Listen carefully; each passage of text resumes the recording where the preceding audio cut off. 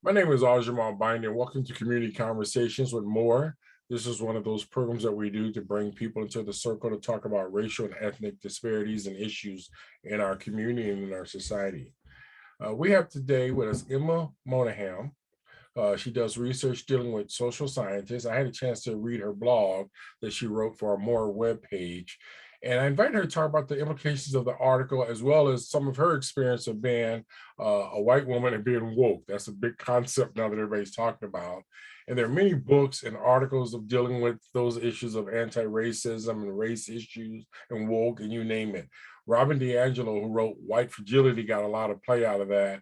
And she recently just came with another book called Nice Racism. And one of my colleagues picked that book up and is reading it and enjoying it. And so, again, this is in the vein of that. And nice racism basically defines white liberals who go up to the wall and stop at a certain point and don't do more. Others are writing about race issues since the brutal murder of George Floyd and other victims of American democracy. So I wanted to get some observations from Emma about what's going on from her perspective, and just kind of have a general conversation that can help increase the dialogue about some of the interracial issues in our society. So Emma, welcome to Community Conversation with More. Thank you, Rajamal. Thank you for having me. Good. First, tell the listening audience or viewing audience a little bit more about yourself. So my name is Emma. I currently live in Chicago, Illinois, but I grew up in Indiana and have lived in Michigan and Wisconsin. So I'm a pretty strong Midwest girl. I grew up in Southern Indiana, which was a rural community. So that's kind of the type of community I was raised in. I got my PhD in social welfare. So I'm a social policy researcher, and I am trying very hard with my career to research social policy, understand how we can make our social safety net better and our policies and programs better for families. First, let's start with your blog. You in your blog, you talk about your experience of dealing with racial issues, and also my question to you: what was your most defining moment in understanding that concept of white privilege, or racialized issues in our society? Give us a little bit more insight into that. Your aha moment, as we would say.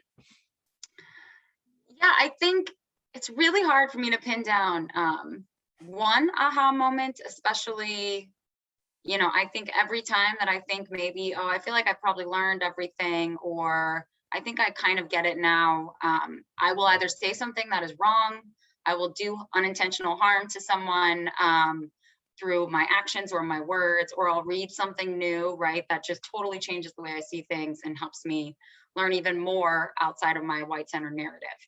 So I think it's a continual process always. But I will say that things that really always stick out to me the most and stick with me are whenever I have said something or done something that has harmed a person of color in some way. Either it was cultural, what I said was appropriating their culture, or had some unintended consequence, right? And I think those have always been teaching moments for me. So they've been with people who we had enough respect that they could tell me what I had said was wrong or offensive. And so that, I at first, right, it makes me feel really guilty. I feel really bad. And then I've learned that that is the white guilt getting in the way of being able to just learn from that and move on and have that conversation. And so, there are a few times that have happened that always stick with me, and I have learned from that. But I think those are constant reminders for me of my privilege, because I don't have to think about that. And if I had been in an all white space, no one would have ever said anything. Mm-hmm. Right. And that I can, I will never be perfect. And so trying to, if I can, that's always what I say is I just want to get to a point where I am seen as an ally, and I don't, I can be in spaces and not say things that unintentionally harm folks. Because a white colleague once told me that most whites consider race or diversity work when they read an article or participate in a book discussion on the racial subject. Why is the bar set so low for white folks? Again, I just heard you use the word ally, and I don't know what that really means. But can you kind of talk a little bit about that? Yeah, I think that's a good question about the word ally. And I know there's been a lot of pushback on that term too, right? And so I think I guess that's true that maybe I don't know exactly what I want to be, but I do know that I would like to be able to be continue to have conversations and be and work with people who aren't just like me, right? And in terms of why do we have to read something or have some kind of experience that makes us feel bad to learn and move forward and kind of understand that racism exists? I think it's just because this world is designed for us, right? We live in a world where our narrative is the norm. And so we don't have to think about it unless we're forced to. Mhm. And that's just the way it is set up. And so that's not helpful, I don't think, for anyone. But it does turn into this, and I've, heard this from a lot of friends of color too, is how exhausting it is to constantly educate us, right? And that they don't want to be the ones to have to tell us about our privilege, and that we should be recognizing it. And so I think that's something that we should all be trying to do more of. But it is true that if we are always surrounded by white people, for example, it's really hard to see your privilege or understand where your power is. Right. Um, yeah. The other thing that brings to mind is I was on Facebook and a guy asked a question, can somebody tell about Malcolm X? And I responded like, that's kind of a strange question. I was like saying, can somebody tell about Martin Luther King? You should know that. And somebody pushed back at me and said, we all start someplace. And I had to kind of push back a little bit and think, okay, there's a point there, but sometimes we got to do a little bit of homework before we get into the conversations with adults or people who are in the struggle. Because again, when you're busy running forward and doing what you got to do, you don't have time to make baby steps when you're in the middle of battle dealing with the hardcore racists that we deal with in our society. In Omaha, we have colonialist organizations called, I'm gonna use the word Omaha Land Bank.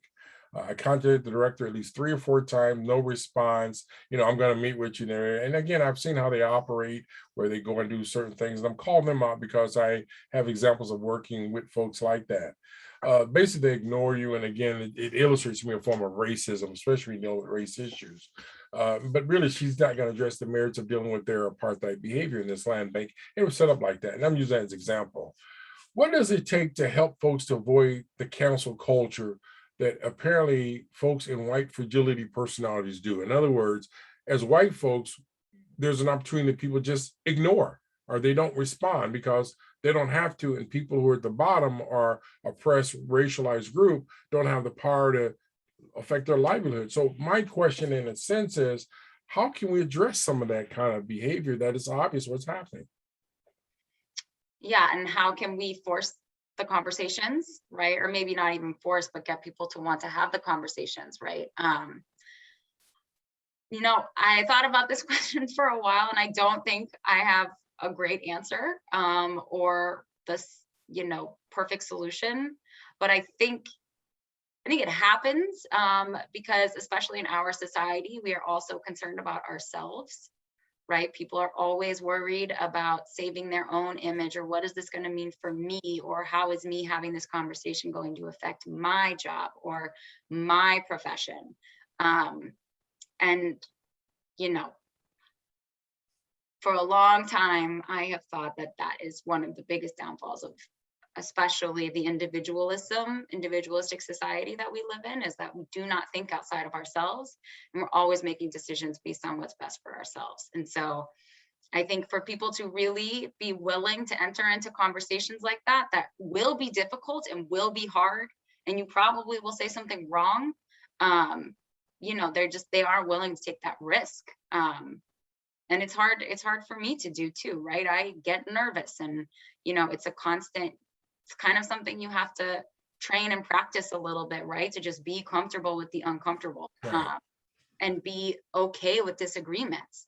I think especially in my field in social work, we don't like to disagree. I do not like conflict. I am a big people pleaser, and so I think it's having to learn that that's not always the best way to grow or to learn. And so, I think a little bit more selflessness and not being so centered on ourselves would help. I have no good solution for how to promote that within people.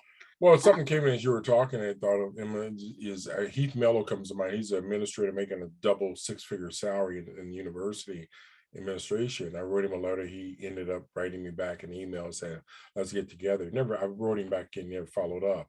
And I shared this with another white colleague, and he says, "Oh, Jamal, all the letters and notes that you write, what you should do is just start putting them on Twitter." And you would embarrass, the Mhm. director of CPAC who didn't follow up to do what he said he was going to do. And again, at the end of the day, there's no love lost, but these folks are working on the public till using public funds. It's not like I want to be their Facebook friend, but we just have to call them in and call them out. And, you Mhm. give people one excuses. And then one example I'd said is I wrote to 12 school board members years ago, and I think only two wrote me back. One returned my letter with the stamp, and I had a self-enclosed stamped envelope for them to write me back. I'm all public schools, and only of the 12, only two wrote back. And I remember that well. And I went to a board meeting and talked about it, still talk about it. But I've written to some of the dark-skinned school board members, they never responded. And so what's the use of having district elections or having people in positions of power if they don't respond to constituents, particularly when they're elected or public officials living off our Mhm. fat of our taxes? I hate paying taxes for lazy people who don't reach back to help other people. So that's part of the conversation I would throw back out at our community. And if we don't hold them accountable, then we deserve what we get. Uh, I noted that in many states, folks have become critical of critical race theory. That sounds weird. They become critical of critical race I know it's theory. a double. Uh, what does that mean to folks when they want to learn about genocide or historical enslavement of Africans and the immigration issues that many of the Asians or Latinos experience, or Chicanos, we would say, some of us, that kept many people from coming to our country or coming to this country, and particularly in light of how we've treated Native Americans. So my question to you is, from your vantage point, talk to me a little about what you know of critical race theory and why is that such a flashpoint in our society from your vantage point? So I am still confused, right, about why people have become critical of critical race theory. Um, I can remember I didn't learn about it until my last year of my undergraduate degree. And as someone who's studying social work, I couldn't believe that it had taken that long to learn about a theory that I mean, ideally for every course, right? But in a minor where we're talking about social policy issues and social inequalities, critical race theory should frame every conversation. I think people it I don't how much I can't know for sure, but I assume, right, it's just white fragility and white guilt again, right? People don't want to keep hearing about critical race theory or about how we have to reshape all the ways we think to consider race and racism. And I think it's probably some semblance of people fighting back against that. But I my view of the world was fully transformed in college. I learned so much there about race and equity and racism and structural discrimination. And I think I'm so grateful that I had that opportunity. And I wish those types of conversations started in public school, right? Not everyone has a chance to go to college. And there is so much that the narrative is so narrow and so white centered in public education, right? Particularly for our tribal history, African American history. And so the the amount that we could just expand those types of knowledge and things like critical race theory to everyone, right? That's really where, particularly for white people, I think some of that revolutionary learning can occur. Because if we don't hear it from a classroom and we're still living in our mostly white community, you're just never going to get that exposure. Um, Yeah.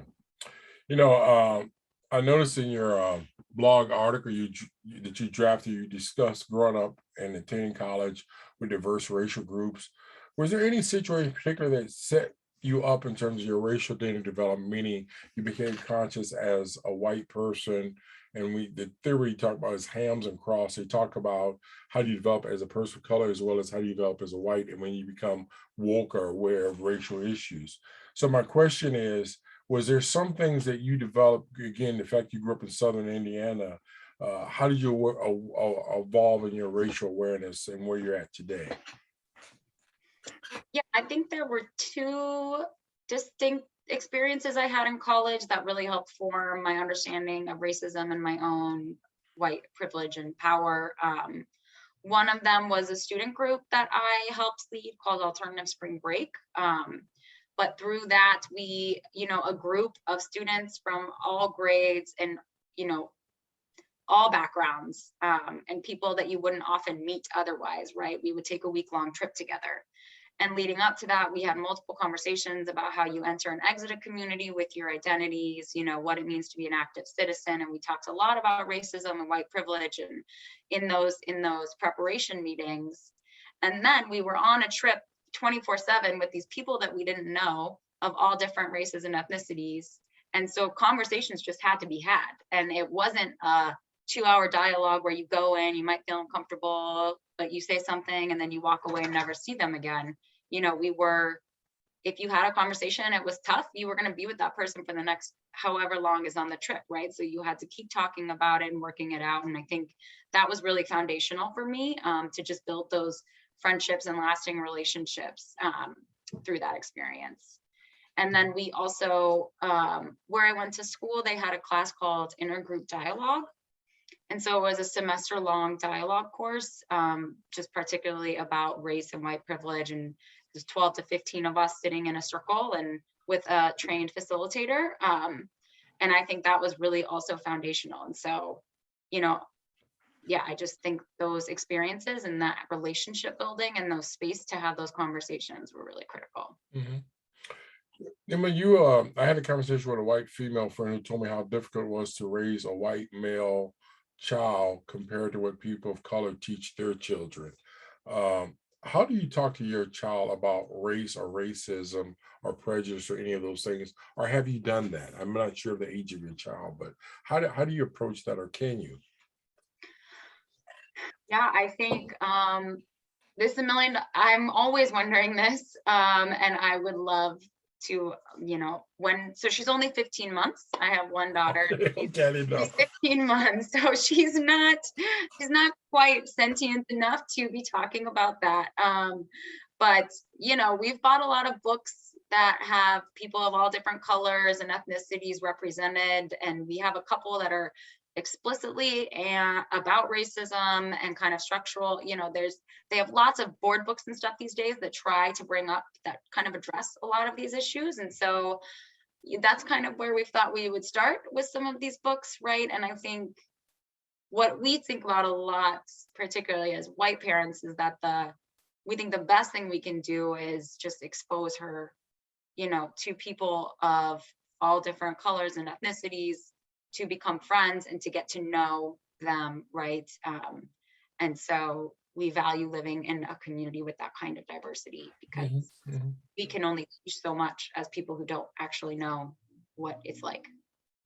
By the way, there are a number of books out there for folks who want to raise the issue, because again, I have a number of friends and colleagues who are raising kids of different racial groups from their own. And so that could be somewhat taxing for them if they don't have a great understanding of some of the challenges that a young person will go through in our society. But it's very important not to ignore it.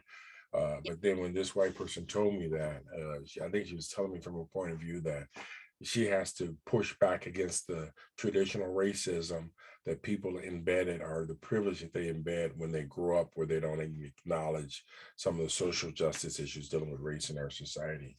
So that's part of that conversation.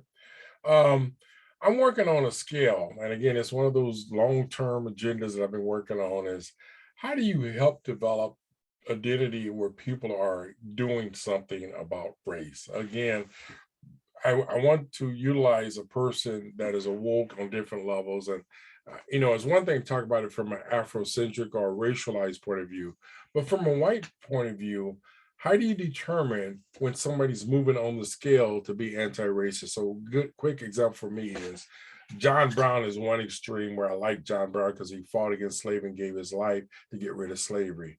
And then you got the other extreme, the person who's kind of like a racist who just benefits, but he or she give a little lip service. So what I'm asking is, how do you develop a scale? And is there possible to develop a racialized scale of being awoke versus being blind? And again, from a white perspective, that's what I'm asking. I mean, I think there would definitely be a way to develop a scale, right? If we're talking about in terms of like you would ask folks questions and they would answer and you could give them a level that they seem to be aware, right, of racial issues or their own privilege. I think what would be needed, right, is really thinking about, probably from my perspective or other, and you maybe through all these data and interviews that you're doing and collecting, like what are the key elements to achieving, right, racial awareness. And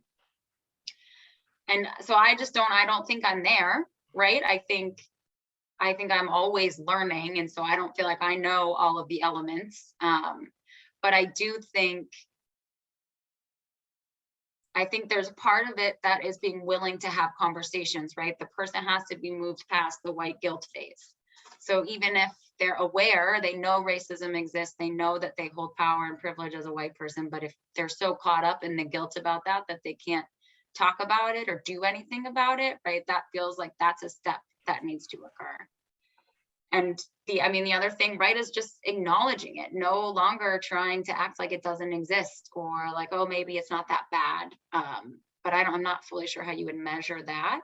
So yeah, I think it's possible. I really like the idea. I'm sure we can maybe work on that more.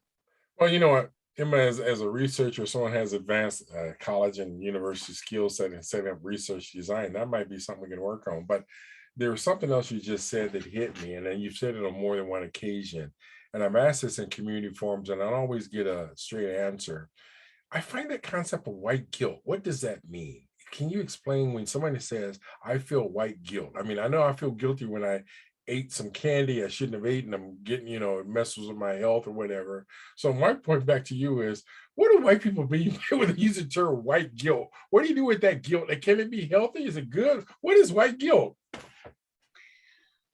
So I think of it as like that guilty feeling I feel when I have done something that has harmed someone else because of my whiteness and my lack of knowing, right? So I alluded to these earlier, but I can be more concrete. I used to work in a state government in the child welfare department, and I was at a meeting, and it was with a lot of stakeholders, and our tribal partners were there.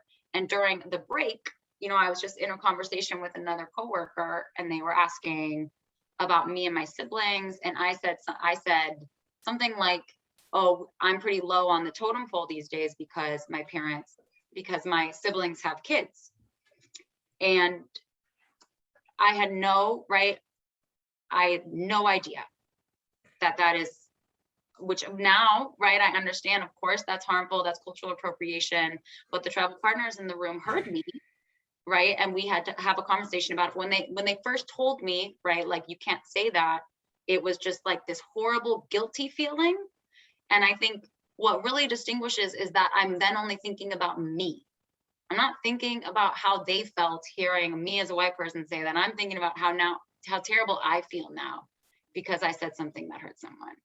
And then I think it gets what I think can be bad about white guilt is then we get so caught up in how we're feeling and trying to make ourselves feel better that we can often say more bad things trying to make ourselves feel better, or say, oh, I didn't mean it that way. It doesn't matter if I meant it that way, right?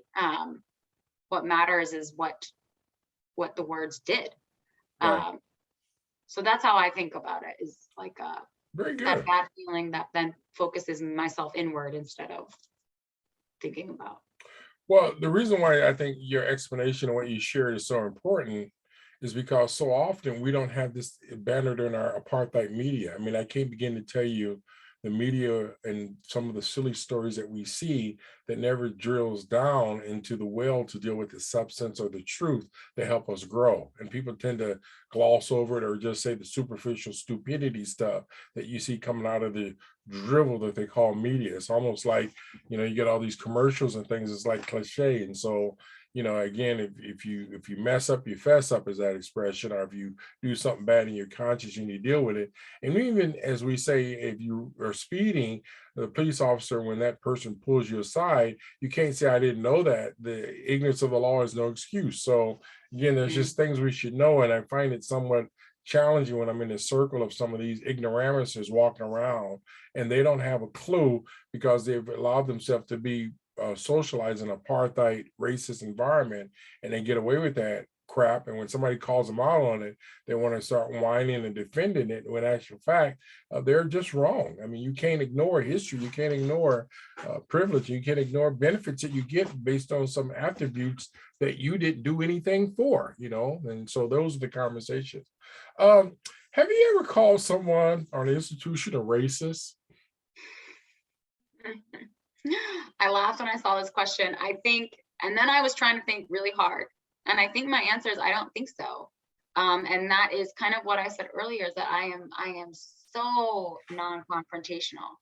And that I've thought it many times, right? Or, I've had the broad conversations with friends or family about our society, right? And how our policies are racist and our housing discrimination, right? And as a whole, but I don't think, and I'm not sure I've ever called an individual racist to their face.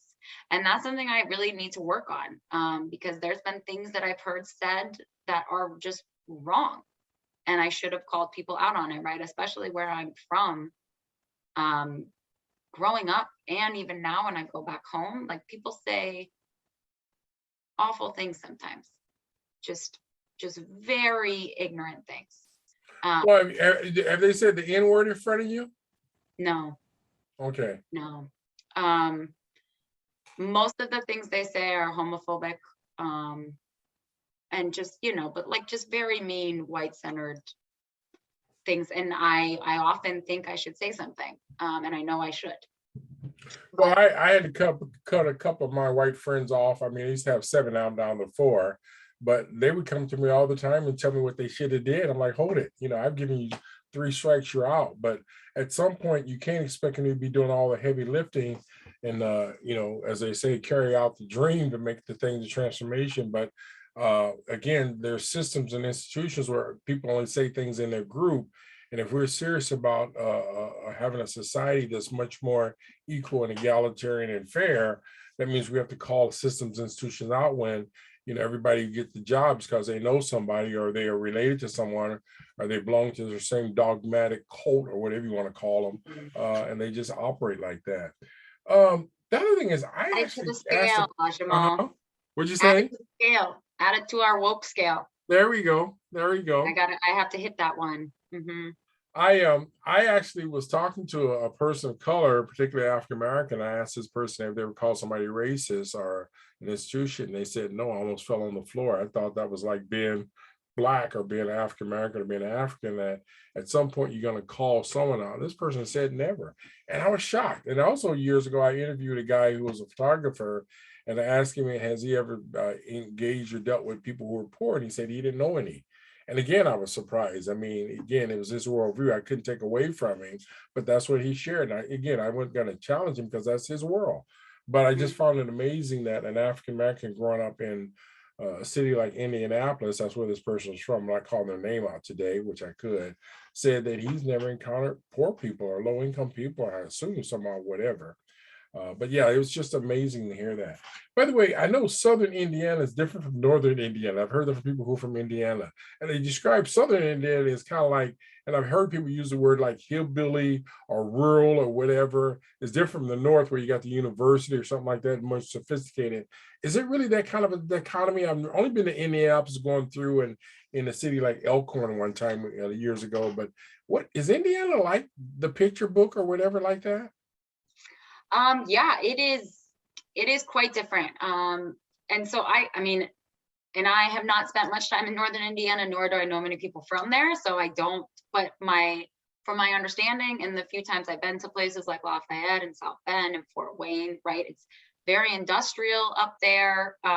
It's right, Purdue is there, Notre Dame is there. So it's definitely different. Southern Indiana it is rural. Yeah, there's lots of, I'm just over the border from Kentucky. So it's pretty, I would say we're more similar to Kentucky than we are to Northern Indiana. Okay. All right. Okay.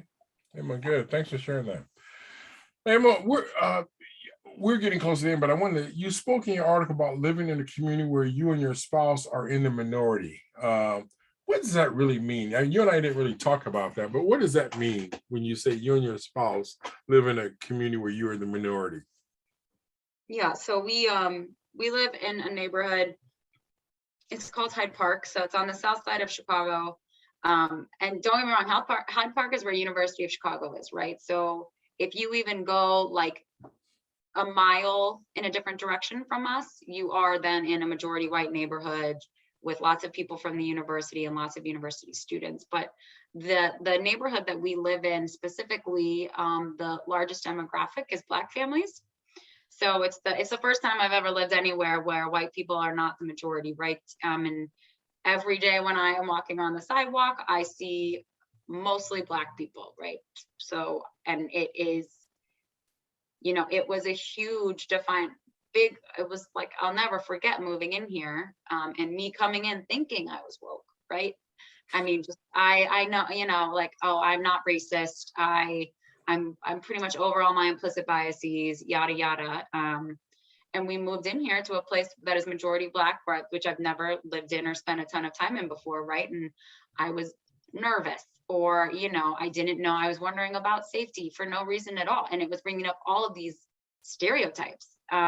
And I felt that white guilt, right? And then I was only, it was something I really had to reckon with. And I think it took only a few days to be like, everyone here is so nice, right? Like, I was being ridiculous. And I think it's really taught me the importance of exposure to really get over our implicit biases and our stereotypes, right? And I can't remember the TED Talk, but I listened to one once where she was talking about how to overcome your implicit biases. And one of them just was like, being around Black people, for example, or being around these groups that you have these biases, because otherwise they do clearly stick back there, right? Doesn't matter how much you read or how many podcasts I listen to. Like, it wasn't until I've just been in a community that is not majority white, for me to really deal with those. And, I'm sure there's still some back there, right? But I do think I've been able to reckon with a lot of them. And it's been a great experience. So yeah, I think that's what I meant. And definitely a defining experience for me. Yeah.